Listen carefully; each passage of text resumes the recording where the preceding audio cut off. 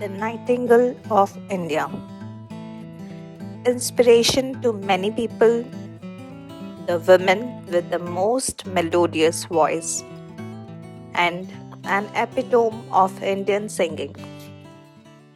Such a great personality she is, who taught us many things through her songs.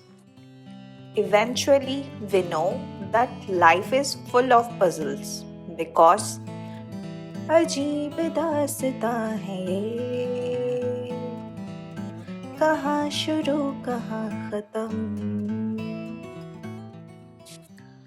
She also taught us that someday we will be happy and someday may be sad, but that doesn't mean we will get separated. Inspired by her song Kabhi Khushi Kabhi Gum, she made us cry with many of her songs, but the one that touched many of us. ऐ मेरे वतन के लोगों जरा आंखों में भर लो पानी. She also taught us that no matter what, be there for your love till the last breath. With the most famous song तेरे लिए from Veer Zara. She normalized hugging because we never know what's in store for us tomorrow. With the song and one of my favorite one, लग जा गले के फिर ये हंसी रात हो ना हो.